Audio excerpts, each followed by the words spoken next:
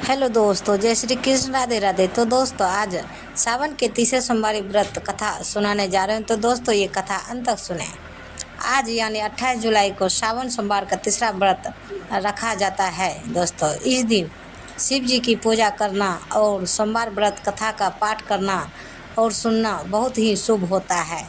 सावन महीने की तीसरे सोमवार के दिन भगवान शिव जी विधि पूर्वक पूजा की जाती है। सावन मास के सोमवार का व्रत सुखी वैवाहिक जीवन के लिए और परिवार की सुख समृद्धि के लिए बहुत ही उत्तम माना जाता है। सावन सोमवार का व्रत रखने से साधक की सारी इच्छाओं की पूर्ति होती है।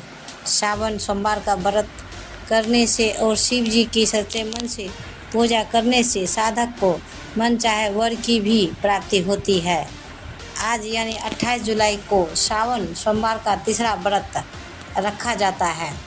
इस दिन सावन सोमवार की व्रत कथा का पाठ करना बहुत ही शुभ होता है। सावन के तीसरे सोमवार की व्रत कथा सुनाने जा रहे हैं। तो दोस्तों, ये कथा अंत तक सुने। प्राचीन कथा के अनुसार एक नगर में एक साहूकार रहता था। उस साहूकार के पास धन और दौलत की कोई कमी नहीं थी, लेकिन साहूकार की कोई भी संतान नहीं थी। साहूकार भगवान भोलेनाथ का परम भक्त था। वे दिन प्रतिदिन रात शिव जी की पूजा करता रहता था। साहूकार की भक्ति को देखते हुए माता पार्वती ने भगवान शिव से कहा, हे महादेव, साहूकार आपकी बहुत भक्ति करता है, आप इसकी मनोकामना को पूरी क्यों नहीं कर देते हैं? इसकी कोई संतान नहीं है, इसके कारण ये बहुत दुखी है, इसको संतान दे दीजिए। शिव जी ने कहा, पार्वती, उसकी कुंडली में संतान योग नहीं है। यदि उसको पुत्र की प्राप्ति भी हो जाए तो वो पुत्र 12 साल से अधिक जीवित नहीं रहेगा। शिव जी की ये सारी बातें साहूकार की भी सुन रहा था। यह बात सुनकर साहूकार को खुशी भी हुई और दुख भी हुआ, लेकिन फिर भी वो शिव भक्ति में लगा रहा। एक दिन साहूकार की पत्नी गर्भवती हुई।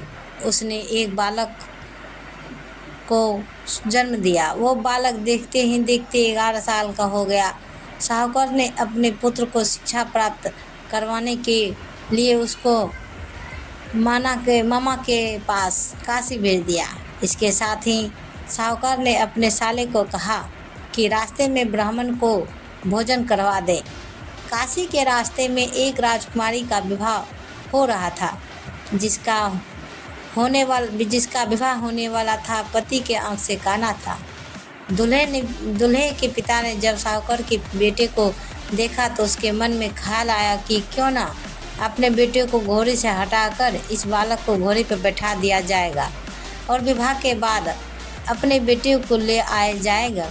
किसी तरह राजकुमारी और साहूकार के बेटे का विवाह हो गया। साहूकार के बेटे ने राजकुमारी की चुन्नी पर लिख दिया कि तुम्हारा विवाह मेरे साथ हो रहा है, लेकिन मैं असली राजकुमार नहीं हूँ। जो असली राजकुमार है वो एक आंख से काना है। लेकिन विवाह पूरा हो गया था, इसलिए राजकुमारी की विदाई असली वर के साथ नहीं हुई। विवाह के साथ साहूकार का बेटा अपने मामा के साथ काशी चला गया। एक दिन काशी में यज्ञ के दौरान भांजा बहुत देर कमरे से बाहर नहीं आया। जब उसके मामा ने अंदर जाके देखा तो उसका भांजा मृत पड़ा था। सबने रोना धोना शुरू कर दिया। माता पार्वती ने शिव जी से पूछा, हे प्रभु, ये कौन रो रहा है? तभी उसे पता चलता है कि यह भोलेनाथ के आशीर्वाद से जन्मा यह बालक साहूकार का पुत्र है। तब माता पार्वती ने कहा, स्वामी, इसे जीवित कर दीजिए, नहीं तो रोते रोते इसके माता पिता भी मर जाएंगे। तब भोलेनाथ ने कहा कि हे पार्वती, इसकी आयु इतनी ही थी जिसे वह पूरा कर चुका है। लेकिन माता पार्वती के बार बार कहने पर भोलेनाथ ने उसे जीवित कर देता है। साहूकार का बेटा ओम नमः शिवाय कहते हुए जीवित हो उठा और सभी ने शिव जी को धन्यवाद किया। तो उसके बाद साहूकार ने अपने नगर वासियों को वापस जाने का फैसला लिया। रास्ते में हुए नगर पड़ा जहां साहूकार के बेटे का विवाह राजकुमारी से हुआ था। राजकुमार ने अपने वर को पहचान लिया। राजा ने अपनी बेटी को बहुत सारा धन दौलत देकर विदा किया। साहूकार अपने बेटे और बहू को देखकर बहुत खुश हुआ। उसी रात साहूकार को सपने में शिव जी ने दर्शन दिया और कहा, तुम्हारी भक्ति से मैं प्रसन्न हूँ, इस कारण तुम्हारे पुत्र को दोबारा जन्म दिया।